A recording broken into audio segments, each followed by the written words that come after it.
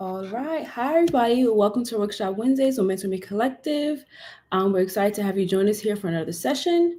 As you settle in, please drop some app emojis in the chat to let us know you're here and ready to learn about iOS app development.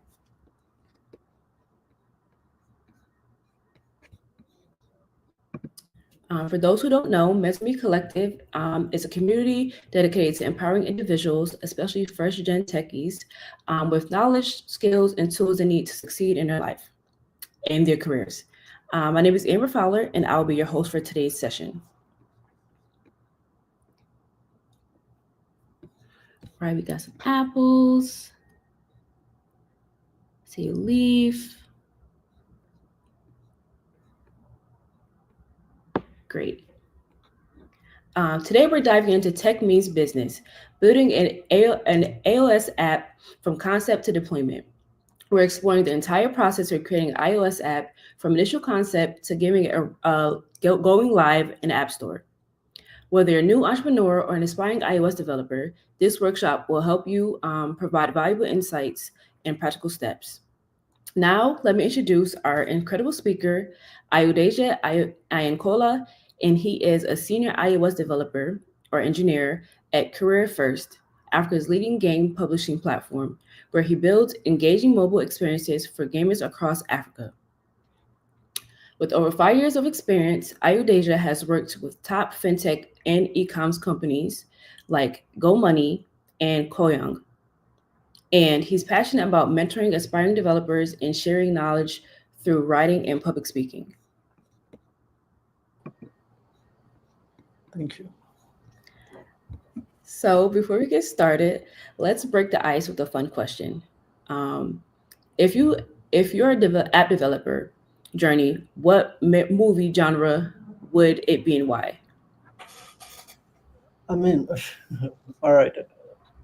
Maybe I would say action, and because whenever I'm coding, I mean, very active and just try to think through things. So I think action would be action. Yeah, yeah. Okay, I like that. And now let's hear from the chat. What is the most innovative app idea you ever had? So I'll give you guys a couple minutes, a couple seconds to drop some ideas that you have in the chat.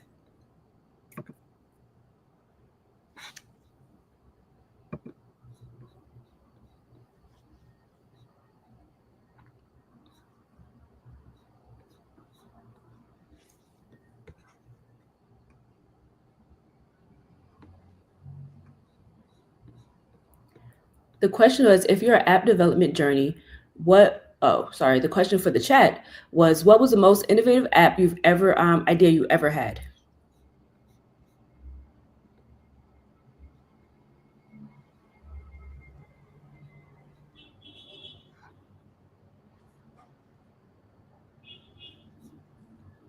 Okay, let's get started. So I'm going to share your presentation and let you take it away. All right. Cool.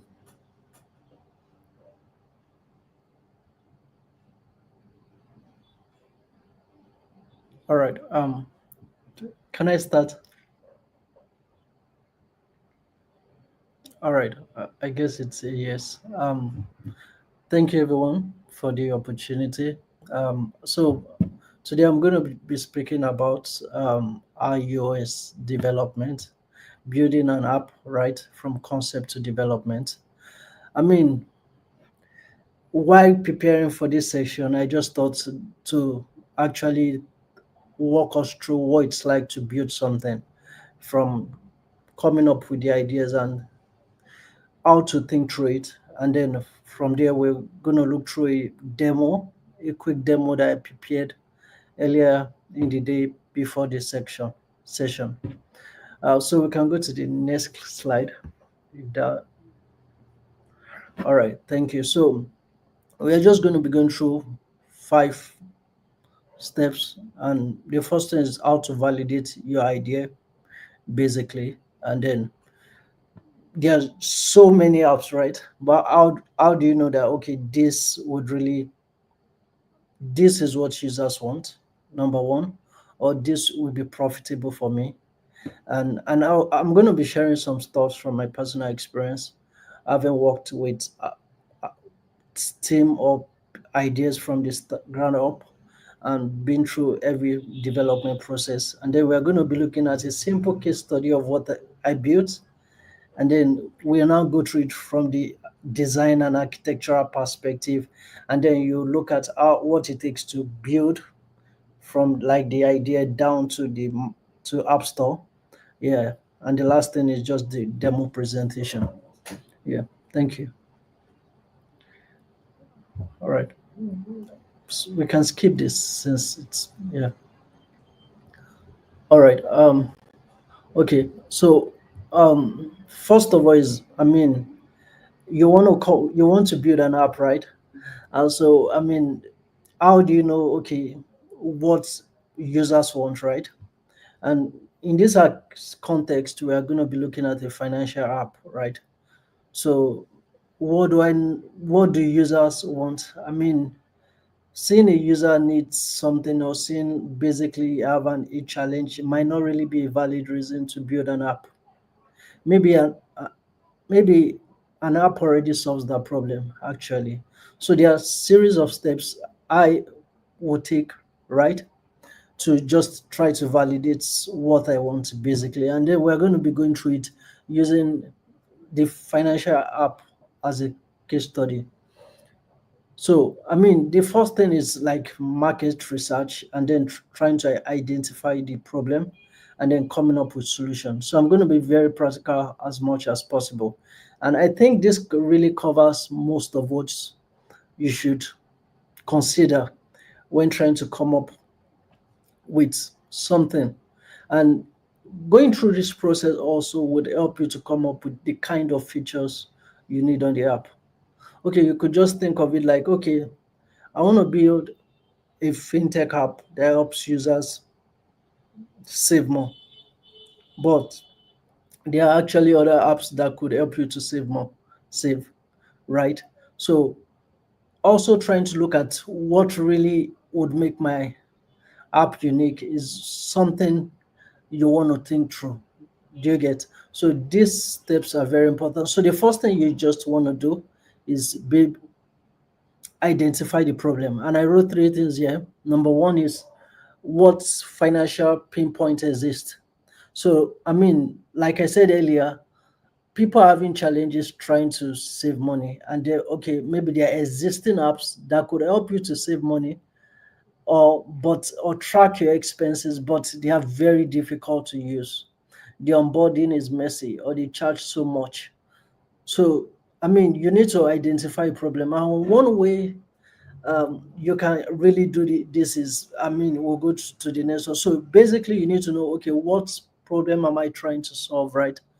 Basically, and then the next thing you should look at is, I mean, who are the set of people experiencing this challenge? So it could be the youths, it could be people of the older, some people of the older age, and it could also be female or male gender. So these are things you really need to understand, because understanding this will also help you to understand how to build your app, right? You, it will also help you to understand the kind of experience you want to build on the app. If you are targeting people that are younger, there's a kind of experience you want to give to them, and when it's which is different from when you are targeting people that are older. Sometimes if you are targeting majorly the female gender, there's a way you want to design your app with respect to colors if you are targeting the male gender. So these are things you should look at. First of all, what problem am I trying to solve? Secondly, who are the people experiencing this problem? Do you get? You also need to know where they are, their location. And so this location actually would really help you. Though, okay, in this location, do we have more iOS user than Android users? So in this presentation, we already have the assumption that we have more iOS users. So our POC is going to be an iOS app, right? And then once you've done all of these things, you then go to the market research. One simple thing I really advice is that for every problem you're trying to build, for every problem you're trying to solve, let's assume there's an app that is doing something close to it. I mean, you want to go to App Store and try to read reviews on the app, right? And one thing you want to look at is users' feedback pattern. You want to see what the positive reviews are like on the app. You want to see what the negative reviews are. And most times, in reading the negative review, you actually see what the gap is in the app. And that could just be a leverage for you most times. So you come up with your idea, you see, okay, similar apps trying to solve what I'm doing. So I mean, and then you go to the store and look at, oh, okay, these are the challenges, these are what people are saying about it, and this is how I need to approach what I'm doing, right? And then when you've come up with all of these things, that will help you to also, oh, the problem I want to solve, feedback pattern, then you use it to come up with features, right? And then the next thing you want to do is to validate everything you've come up with from your research, which is called user validation. So basically, you come up with a list of questions based on your market research, and then you interview people. And how do you do that? Basically, it could be through a form or reaching out to real people with those questions and seeing their feedback. Mostly, it is advisable you go through or to people you actually your target markets, basically, because these are people that would eventually use your product, and these are the people that you eventually get to, right? And then once this is done, you've gotten a feedback, and then you already have like the features and then the feedback, then you can start building. I mean, many times after interviewing people and then having a list of features you want to build, sometimes you could feel, oh, I need to build something very robust. I need to sort of have a lot of features in it when I'm about releasing the first version. I mean, you want to get something simple to the market as soon as you can. And so it's always just to test what people would want, basically. So the next thing is just to create something simple and launch it. And then based on the feedback you get, then you can now iterate. There's a rule I would follow, is that until you release the first version of a product, you can't really understand what users want in that sense. So you don't want to wait till all, let's assume, 9 features on the app is ready before you launch it. You want to launch the most basic one, which is like your selling point to users, and then just get it to the market. And then you build upon that based on the feedback you get from users. And then as you do all these things, it becomes a circle, right? Then the last thing is, oh, how do I define success, right? Success could mean how many users are using the app consistently, how well they are engaged, what part of the app do the users get to the most. And then if it's a paid app, I mean, am I making money from it, right? The money I'm making from the app, is able to take care of the app store payments, server cost, and the likes. And so those are just some basic things you want to think through, like how many users do I need so that this app can pay itself, in terms of whether you have a marketing website, whether you need to pay for app store, and whether you need to pay some for some server costs, just maintenance costs maybe at the beginning, and then you start thinking of profit and expansion from there. As is as a let me say, as an indie developer, yeah. Thank you. So we can go to the next slide. So I mean, going through that first part, then I just go, okay, let's use this as a case study, right? It's just something simple. We want to build an app that helps you to track your expenses, and I'm going to be showing you how I think through it when I'm working on an app that people are going to be using. And this thinking process is actually very, very important. Whether you are building your personal app, whether you're working in a team, whether you're preparing for a mobile interview, even, it's actually very important to go through this process. So we can go to the next slide. So you've done everything, right? And then you come back to building the app. So what are the things I need to consider when I need to build up the app? So from a software development perspective or product perspective, you want to think about the feature, right? And then you want to think about the non-functional requirements. So when I mean non-functional requirements are things, these are things that cannot be seen by users, but they affect how well the user, how the experience of the user, right? The features are okay, the problem you want to solve. Why the non-functional requirements are what makes your users come back. How happy are they when they come to the app? So, and this is very important actually. So you come up with your feature. So I have a list of some feature here, right? Um, and then so based on our research and everything, so users needs to have like a financial dashboard, right? To just see a list of okay, when I get into the app, I want to be able to see all my spending, right? And then I want to be able to track expenses by category. That means that I need to know what I've spent on feeding. I need to know what I've spent on clothing, entertainment. I want to be able to track it every month or every week without having to go into each of it one by one. Just by looking at the category, I can see everything I've spent. And then I want to be able to set a monthly budget, right? That means that in a month, if basically I'm to spend $60 on entertainment, when I'm already exceeding, when I'm getting close to it, there should be like a progress bar that tells me I'm meeting that, and the color should change, or I should get a notification, which is the next one. So when I'm about reaching that threshold, I need to get a notification that I'm almost getting to the limit I have, and then I need to be able to view my transaction history.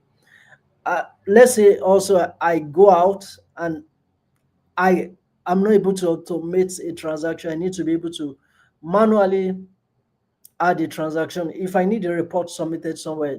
So these are features we sort of should come up with, right? Before you even think of ever coding. So you want to get this feature out straight. Okay, this is what I'm going to be building. And then I can now, out of like these 9 features, which of these features will go out in the version 1? Which one is important for users as a POC, proof of concept? Do you get or MVP basically? And then when you've gotten all these features right, that this is what I want to build, then you think of the non-functional requirements. You want to think of how you want to store data, user data, financial data. Nobody wants their data to be leaked. You understand? And you need to give users that assurance that every data they are going to be putting into the app is going to be secured. Second, you also want to think of, and this list I wrote here are things that we would really see even in non-financial apps. So I came up with this based on experience of working with on apps basically. So the next thing you want to think about is the offline functionality for core features.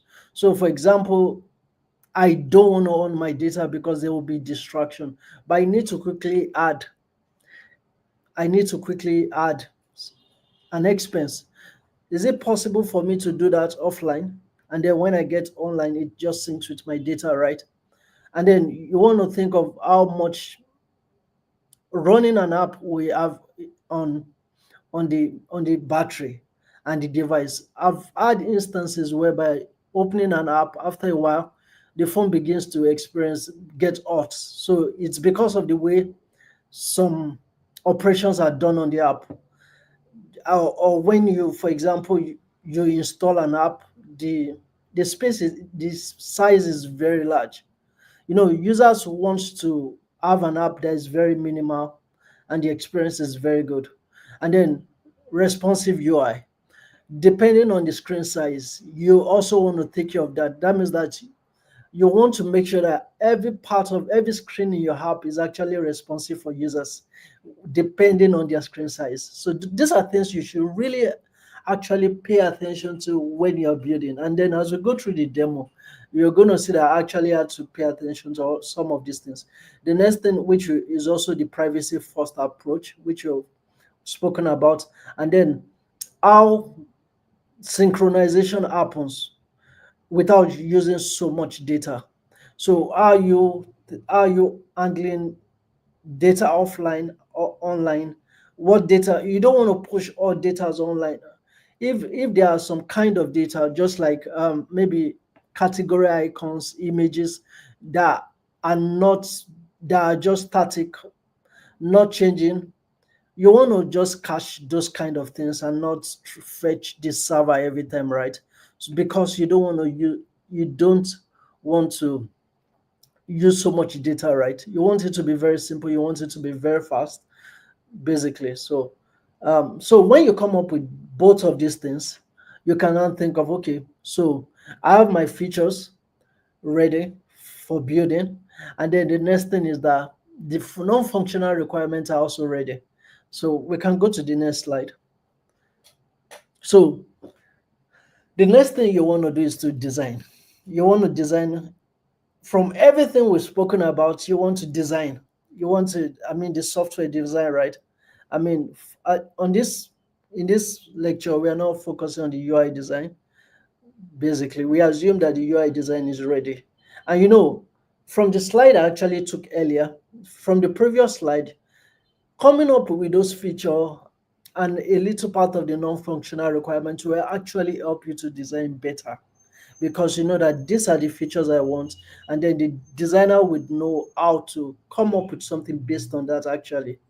And so the design plan is broken into some parts. The first one is the data part, and the second one is the API design. The API design is, if you are going to be using a backend, you want to work with it. You want to fetch requests, you want to send requests. So, like I said, we are building an expense tracker, right? And so the first thing is, okay, my data.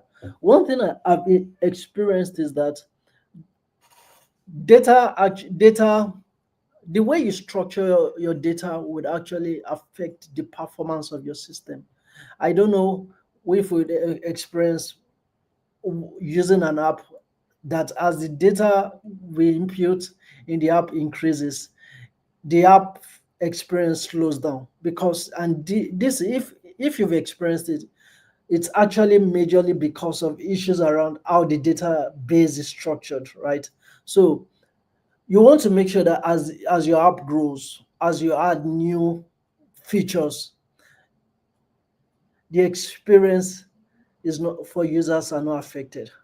And so right from the start, you want to make sure that the way your database is designed is actually very good. You want to make sure that every parameter, every table you need is available from the start, such that, and it's well connected, such that as you grow, you can easily extend it.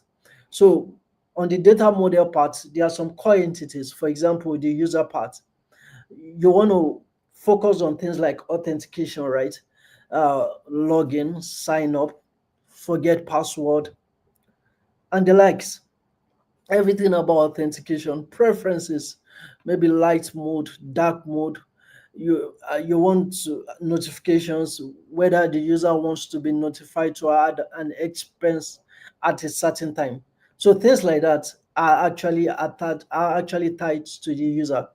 And then for the transaction, there are things you want to think about: the amount that a user want to add, right? The date of the transaction, the category, the notes. If there are attachments or references to that transaction, you also want to take note of that. And then the category, because one thing, so under that, I have key relationships. A user can have many transactions, right? I can perform 6 transactions in a day. A user can have many category. I can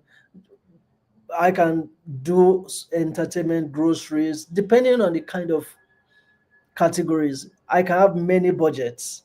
You get, but a category can only have one kind of budget, right? That means that the amount of money I want to spend in this category, you can have two budgets for a category. That's one-to-one relationship. We have one-to-many relationship. A user can also have so many saving goals depending on how you want to structure it. You can say within the next 2 months, a user should only be able to have one saving goal, one-to-one relationship. So these are really core things you want to take care of, right? Like I mentioned, taking care of this is actually very, very important in when your app begins to grow. You understand? We've had scenarios where when a system needs to grow, it needs to be redesigned because as more features are added, like I mentioned, it begins to slow down. A lot of issues begins to happen. And then when all these are set, you want to also now think through the API design. So you can see that for each of them, I have like an API design, an API for it. So, for example, we have the auths, the user authentication transaction. So under the transaction, majorly could be we use a CRUD operation, which is create, read, update, and delete. So a user should be able to create a transaction, right? A new transaction. Read is I should be able to read. I should be able to view a transaction. So if I've already added a new transaction, I should be able to update the transaction, right? And then let's assume you could also make it a for my app, I don't want users to be able to delete already added transaction. But that is what you should just think through. So this endpoint would have all of these things. Category also. Many times categories you might not need to update it. Users might not need to be able to update or delete if it comes from the backend. So they will only select it. And also one thing you should also understand why building this API, if you are using a REST or fetching from the backend, is that some of this API can be managed by the admin and not users. Users might just have access to viewing it, right? And so insights. So for example, you want to be able to you want to allow users to see their spending analysis in a month. So there could be an API for that just to view it. And then sync, so data synchronization. So for instance, I've been using this app on a phone, and then I need to my phone got stolen, or I'm moving to a new phone. I want to be able to install the app and see my existing data, right? I don't want to all my data to be lost or tied to a single device. So these are things you need to think about. And then some few things I also added extra. So REST is perfect for API design, giving you a JSON response. So a few things I also made mention of rate limiting. So for example, we've had instances, especially when an attack could happen where an endpoint is being hit severally. Imagine we have 100 users trying to access an endpoint. It could be very expensive. You want to make sure that, okay, after a certain time, when an endpoint is being hit, it should it should log the user up. Have you ever tried maybe logging into a system, and then you try the first time, your password is wrong, and then after a while, all right, all right. So and after a while, the system just says you should try again in 30 minutes. Let's say you tried logging in 4 times. So that is what is called rate limiting, right? Just to make sure that an attack is not happening, right? Do you get? So you want to also consider that when you're designing your API. You also want to compress the data. Imagine users are adding expenses, they are uploading receipts, generating reports. It could be very expensive on your server. And then if you're trying to show return images to users, it could also be very expensive for users. So you want to find a way to compress images so that it can load faster.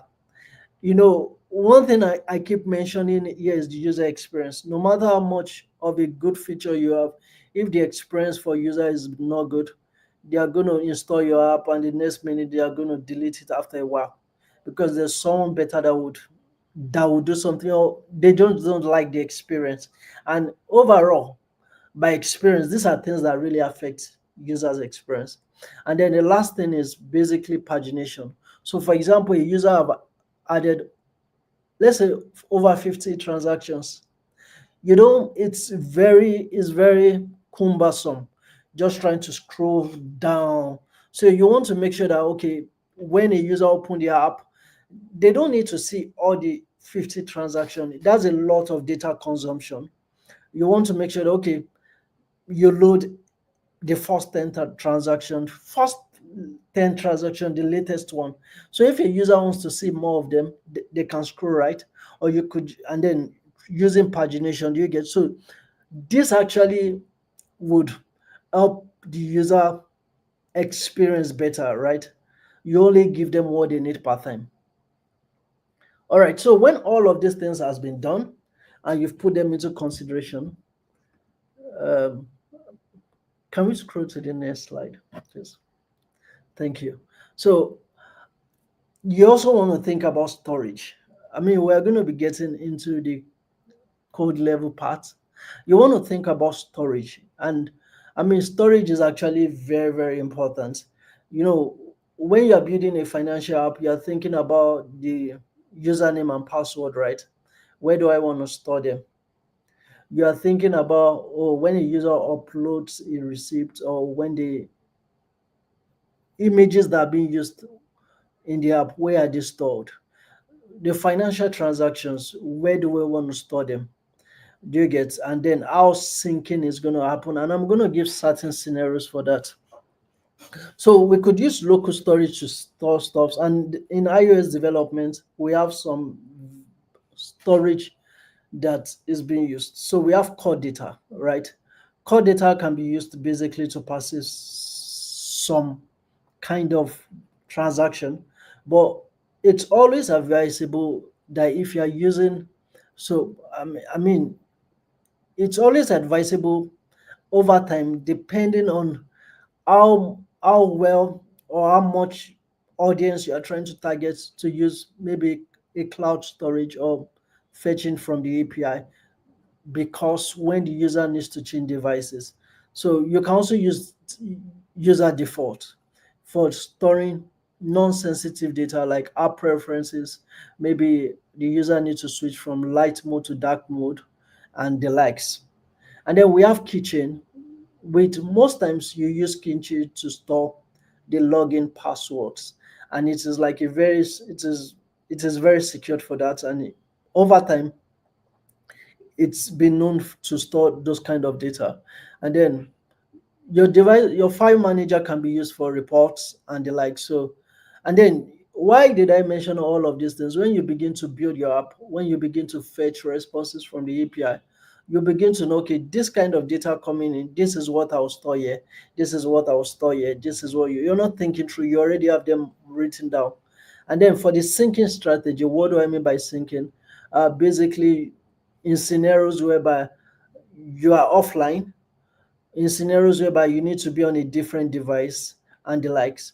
So in summary, sometimes when you also sometimes when you enter your data, you don't want to be, sometimes you don't want to be fetching the endpoint always. It could be quite expensive. So you could decide that after every 10 seconds, every 30 seconds, I'll check what is offline, and then I'll check what is online.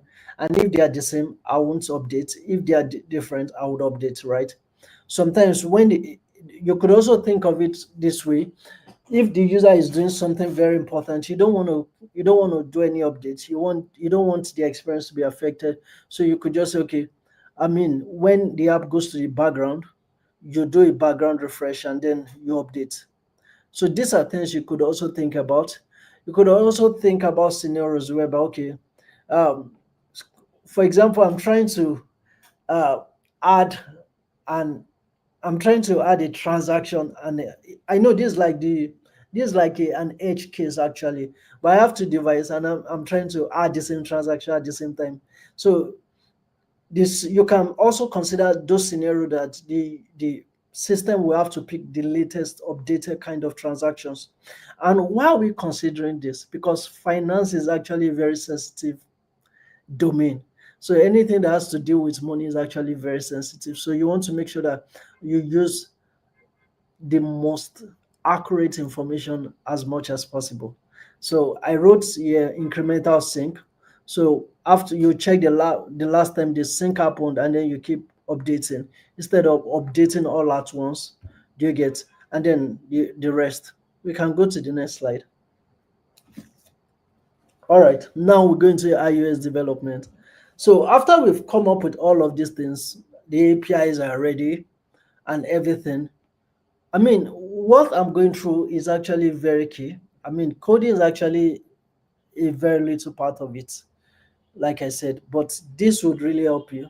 So you want to go into the high level design, right? You want to think of the architecture. Oh, how will I structure everything, right? And then, so we are going to be using, in this scenario, let's say an MVVM architecture and C. So we have several kinds of architecture in iOS development, but this looks like this something that is good and popular and used in several apps.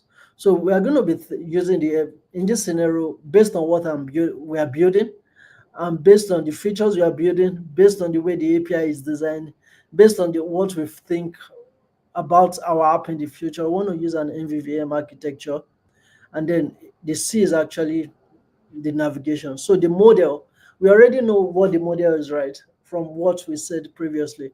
The view, the view is actually what user sees. The category screen, the transaction screen, the ads transaction screen, that's actually the view. The view model is actually like where the the business logic, right? So for example, we have this very popular example. You want to serve users food. The view model is like the kitchen where the food is being prepared, right? The model is like the ingredients, right? So, and then the coordinator is actually just to for the navigation. One reason why sometimes it's always advisable to separate the navigation is when you're working in a team, when you need to reuse navigation, you don't want to, it makes it actually cleaner, right? And the navigation, the coordinator is, like I said, the navigation screen transaction. I want to go to the transaction screen, I want to go to the profile screen and the likes. So we have architecture ready, and from the way we're explaining it, you begin to think that, oh, I think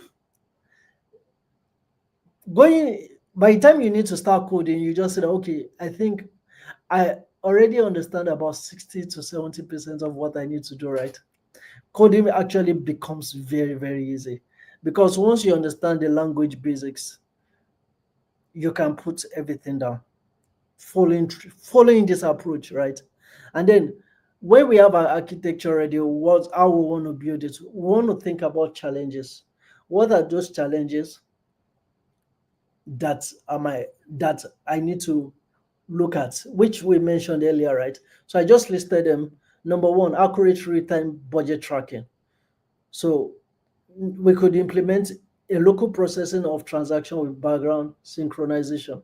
Like I explained earlier, what will be the result? Users see budget impact immediately, even with intermittent connectivity. That means that users don't really have to rely on the internet when they are performing transaction. Another challenge users would have while thinking could be privacy concern. We could also do an on-device analytics and end-to-end encryption, and then users based on this, user would have trust because their data are protected, not shared. And then number three can also be performance with large transaction history. Let me give an example. Have we been on a fintech app where you want to see your transaction, older transactions, and you begin to scroll or an expense, and then while trying to scroll, like everything just stops, and so those issues could actually have been prevented right from the start if those considerations were put in place. So solution, you want to do lazy loading with pagination. And then with this pagination, what's lazy loading? You only load what users need per time. So like I said earlier, maybe just the first 10 transactions. And then when they need to see more, they would request for it. And so the results will be smooth scrolling, right? Even with thousands of transactions. So I mean, we've gotten this out of our way. So we can go to the next slide. So now that we've gotten the architecture written out, so we want to design it. We want to, and this design would actually help you to. So if I need to add new feature to this, I'll just expand. I'll just add it. I'll just add it to this layer of design already. I mean, with this, you already have an idea of, okay, I think I know what the app is. I just need to see the UI, right? So the UI layer here is the transaction, the dashboard, the transaction, the budget, and the reports. We can still break all of these things down into add new transaction, delete a transaction, view a transaction, view all transactions, view a budget, add new budget, view all reports, view a single report, view a report within certain months. But this just sort of gives you an overview. When you're working on large scale, you can begin to break it down. That is the UI layer. And then based on this, you even know the number of screens. So let me give you an example. Oh, transaction view. So there's a screen I need to see all transaction. There's a screen I need to see just a transaction. There's a screen I need to add a new transaction. There's a screen I can to edit a transaction I've already added. And then there's a kind of flow for me to delete a transaction. So you can still actually break this further, right? And then that's the UI layer.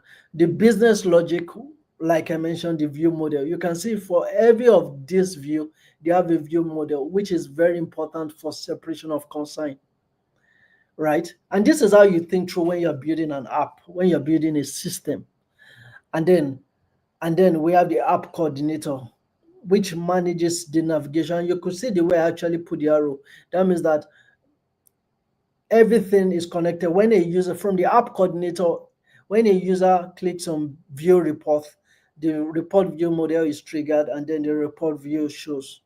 Do you get? And then we have the data layer for transaction, for budget, for users, and we're going to see that in the code. And then depending on the kind of data we want to store per time, we have several of this data of this storage type. And then we have the core services at the layer. The core service, I wrote some here, the network service coming from the API.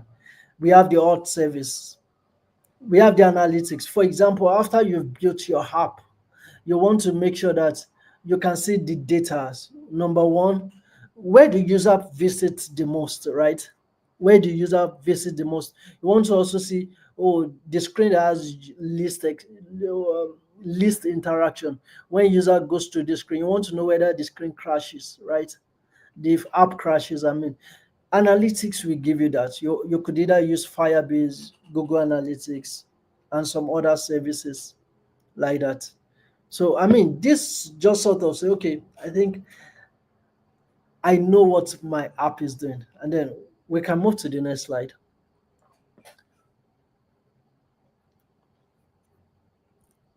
Hi. Hello? Cool. Cool. So, going back at the beginning, so just to give an overview of what we've done so far, right? So, the first thing is what we come up with the concept and planning. We define the app purpose, after which is what problem is it solving. We create a user persona, we schedule wireframe, right, and design, and then we define the MVP features, right. Once we are done that, we do the design, and this is the flow that actually happen if you're working in a team actually, and this is how we come up with every kind of Uber, Spotify you see most times. And then the next thing is you go to the design. When you are done with all this, then you create the UI mockups. You establish your design systems. What color do I want to use for every part for my logo? And then you design the app icon.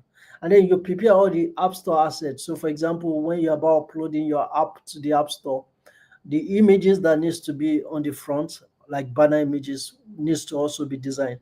But that can only be designed after the design system has been established, after the UI for your app is ready, right? We can go to the next screen.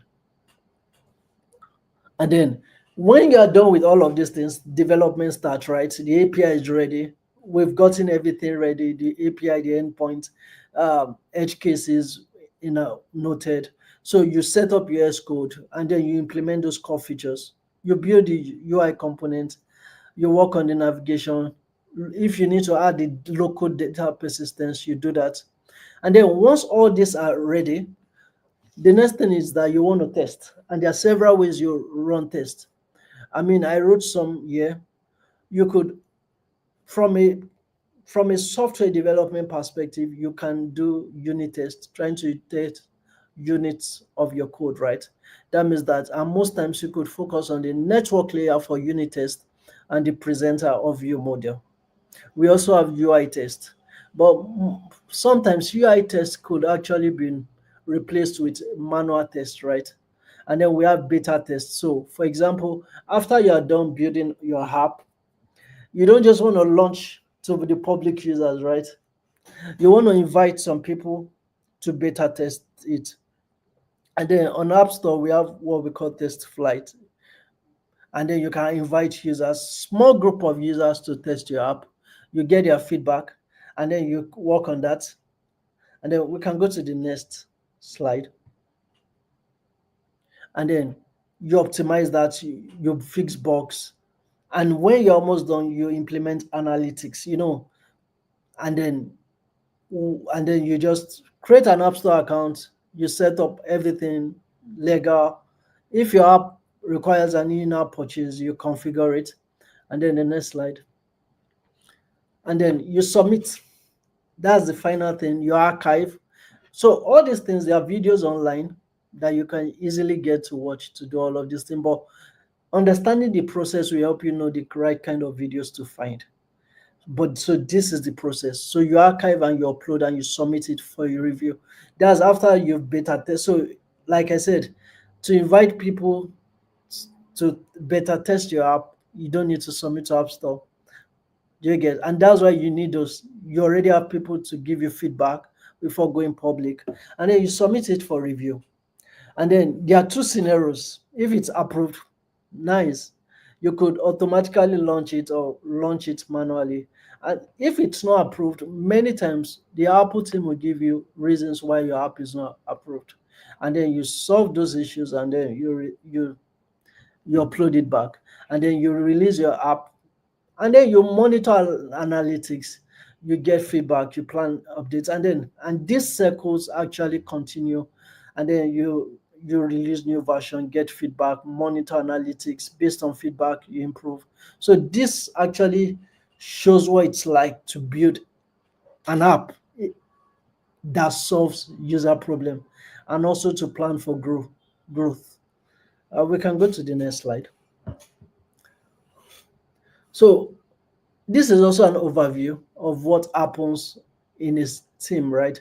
So we have the UI layer, we have spoken about it. I want to emphasize it. We have the presenter layer, which is the view model, the view controller. We also have the development environment, right? I didn't really speak about that. We have Git. This is where you can store your code.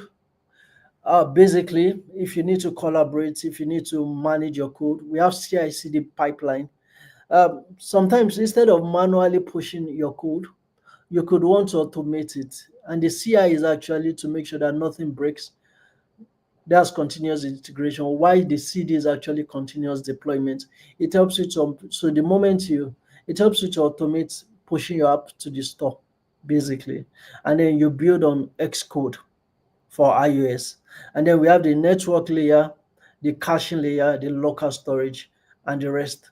And then supporting service like push notification could come from Firebase analytics, and this helps you to log information based on users' activities. You can go to the next slide. So when we are done, and these are some things you really need to measure from experience. They actually fall. You need to, these are ways you could measure how well your app is performing.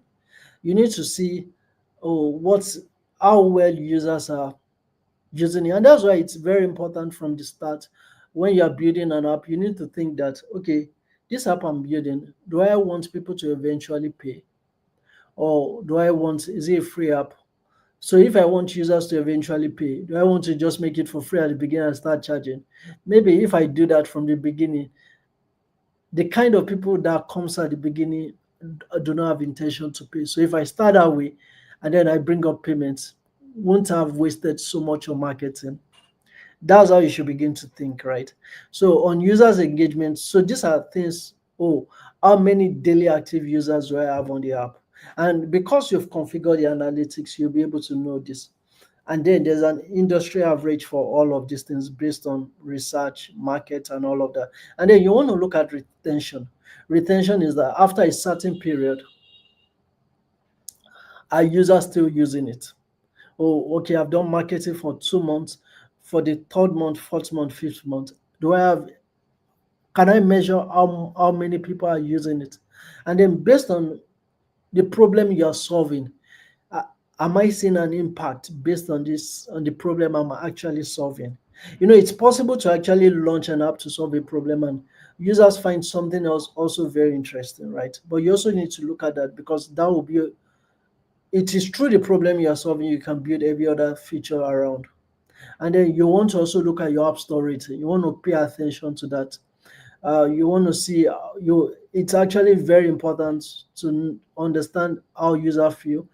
There's something I always advise when you're building an app. So, for example, when users use the app, you don't just want to let them go to the app store immediately. You want to think about is that if a user finish using the app and then I show them and I bring up the pop-up to review the app, what if the experience wasn't good? They are going to drop it. So I always advise when you build an app and then you need to get reviews from feedback. First, bring out like a form, right? If they click on negative, they will be redirected to a form, which is no app store. So you get the feedback directly. And then if it's possible positive, they will be redirected to App Store. And then that will help you. That's different from people that go directly. At least you are able to manage in-app feedbacks directly. So that would really help you moving forward rather than just users going directly to the App Store to drop whether positive or negative review, which would eventually impact the experience of your app. So the next slide. So we can, I'll just go through a demo. And I think I would like to share my screen at this time. Just something yeah. Can I go ahead to share my screen?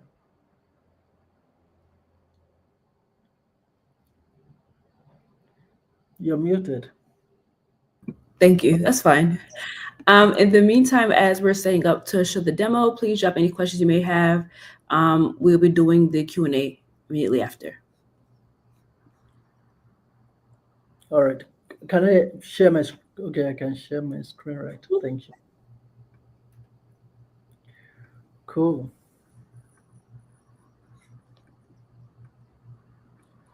All right. Nice. Cool. All right. So while preparing for this, this morning I just quickly did something very simple. And this is actually also the same context to which you are going to be using to build every other thing you want to build. So this was actually built with Swift UI, right? And this is just like the dashboard when you enter your app. When you come into your app, basically, you're going to see your available balance. You're going to see the amount you spent this month. And then you're going to see the monthly budget against how much you've spent. And then there will be a progress bar, right? And then your most recent transactions. Oh, so, and I just thought of this like, okay, you know, one of the things we wrote is that when a user launches into the app, they should be able to see very important information, right? So, and so let me just go through this in simple. I could upload it on Git if anyone is interested in seeing it. Yeah. So, like I said, we have several parts of the app, which is the model. And then remember when we were presenting, we said we have transaction, we have dashboard, we have categories, we have budget. So let me just, and that is, so for example, you can see for every transaction, there's an ID. We have an amount, we have date, we have category. And for every category, because you remember we said a transaction to a category. So we can have a category. So that means that for every data type or every model, we have to create this basically. And there's a simple tool online that you can use to create it. Um, this, I could just drop it in the chat. So you can just, so imagine, for example, your, this is, so I'm not a backend engineer, or I didn't have time to build the backend. So I just got some rough data from the endpoint. You can just easily, assuming you have the API ready, you can just easily copy it. And then when you post it here, this would help you. Let me just drop it here. Okay, I can drop it. I don't know. Okay, let me try to join the chat. Okay, I need to be on YouTube. So the name is actually app.quickttype.io.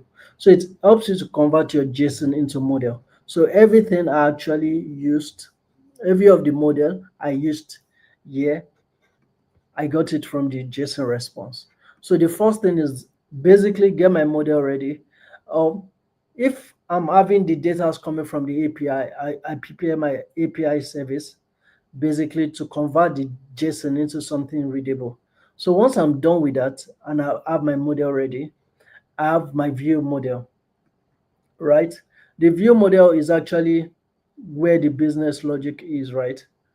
So basically, I want to show users the transaction. I want to show budgets. I want to show balance and the amount I've spent. For example, if we look at this data, I don't want to go too technical. That's why I have something very simple. You can see that we have total balance here and total amount spent. And then when we look at the UI, you can see that um, that is what we also have here, right? Because that's what we are fetching from the backend, from the endpoint actually. So, I mean, you've gotten your model ready based on the data coming here, and then you've fetched it in your API. I have, okay, to go a little bit technical, we'll create a concrete class. This is just something very simple, and then we create an interface. Why do we need to do this? Because, for example, if you need to run some tests, or if you really need to replace a layer, it's very important to make everything not too tightly coupled, right? And then we have the view model where everything we sort of need to show the user is, and then this is the view, right? That shows everything. But if you look at the way I built it, basically I have a balance card, I have a budget section, this, and then I have a transaction section. And this is actually handled by different view, which is now fetched into this view. So I start here by just creating a very simple balance card. I created a UI, right? And Swift UI is actually very simple. I mean, just H tag, V tag. But I created them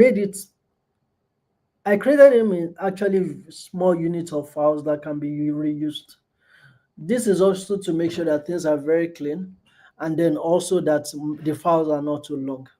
And then I created the second view, which is for the to monitor my budget, how much I've spent based on budget. Do you get? And we could go through this if we have questions. And then the next one is actually um the the budget section, and then the transactions, this transaction session, right? And then this transaction session is actually using another view called transaction role, which is being fetched inside this recent transaction. And then when I have all of these things ready, I then fetch them. You can see that my main view is actually very, very clean. You get very, very clean. So, and so this is just like a simple way to actually build something, let me say, for a start, basically. I mean, I'm going to end here. If we have questions, we can ask. Thank you so much. Yeah.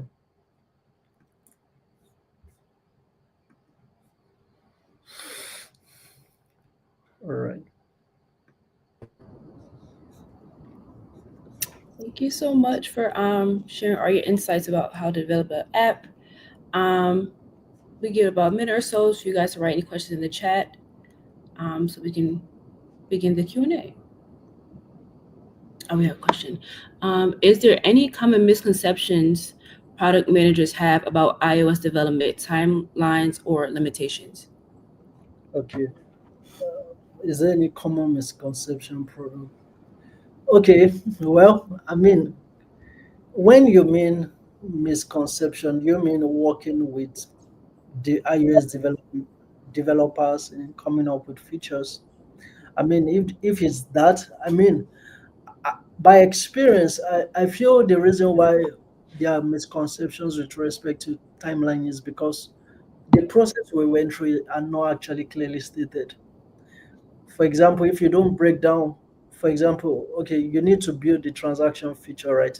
We have view transaction, we have um, a data transaction. You didn't break those features down into the smallest component.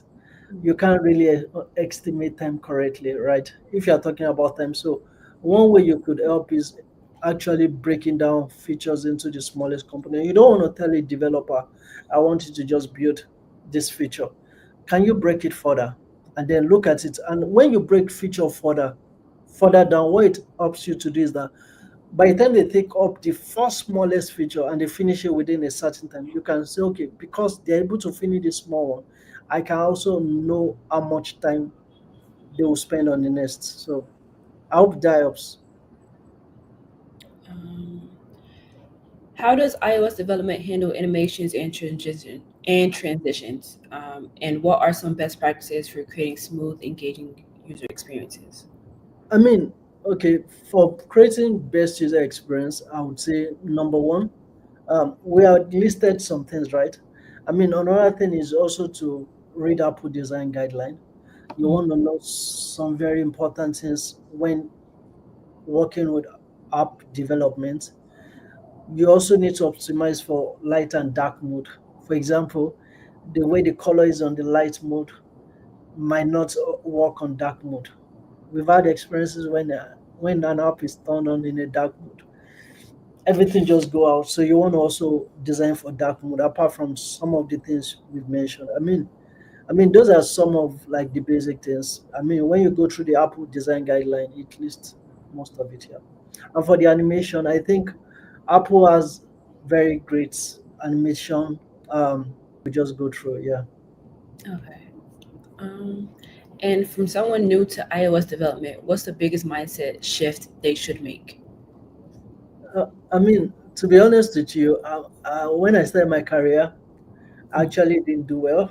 I need to be honest with you, but I think what really helped me to go really far was because I really understood the basics very well. So the biggest mindset shift is I think you should take your time to understand the basics very well. And what do I mean by the basics? You need to understand the language syntax. You need to understand how the development environment works, which is Xcode. Once you understand this language, and Swift is actually a very easy language, Mm. very nice to read. So once you understand the Swift language, variables, if statement, conditionals, loops, and then you understand how to either use Swift UI or UI kits, and then you get this very well. I think it's fine. I've been 5 years into the industry. Last month, I still had to go back to the foundation just to refresh my mind because of it's with a thorough knowledge of that you can build up on anything. And then most of what we discussed, architecture, design patterns are very key. So yeah. We have one more question. Are there good hybrid environments for being able to build an iOS app in Android apps with one code base? Yeah, sure. Yeah, we have Flutter, we have React Native. I mean, every system have their limitation. It- It's always good to go native first. I mean, but you can build it. If you are trying to build, one thing you realize while using hybrid components is that if you are trying to do some very intensive tasks that you are going to be doing a lot of operation, you'll see a Flutter or a React Native developer actually bridging with Swift, still writing some Swift language because actually it's still very important. But to build something simple, you can go hybrid using Flutter or React Native. But if your market is predominantly iOS, you just want to start with that and build upon that. In the future, it makes it easier. Yeah. Do you have any last minute words or like any next steps for people that's in here in the workshop? All right. I mean, thank you so much for the opportunity. I mean, if you're interested in actually learning iOS development, I mean, you could go to my Medium article. I write on Medium, just my name. I have articles that talks about how you can learn it and references to best resources you could use actually is there, and every other information about software development, my experience, and the likes. Actually, I would like to say again, software development is actually very easy, very, very easy, very, very easy.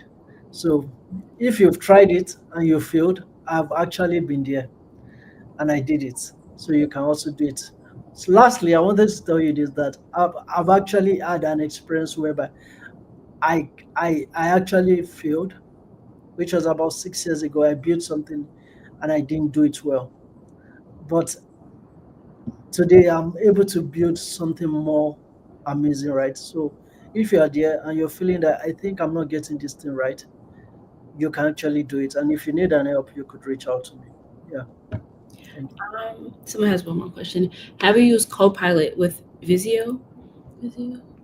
I have no idea about that, but maybe we could chat off and I could just read more about it.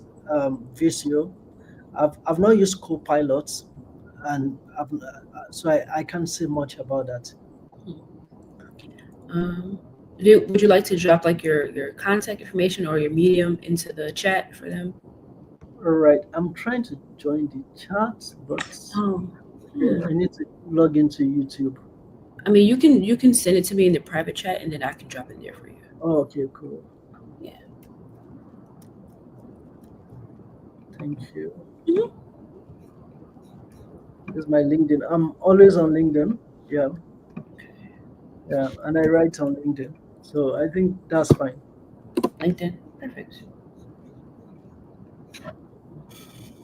All right. If there's any more questions, thank you guys for joining. Stay tuned for our other workshops we have throughout the month, and yeah, enjoy the rest of your evening. Thank you. Yeah. Bye.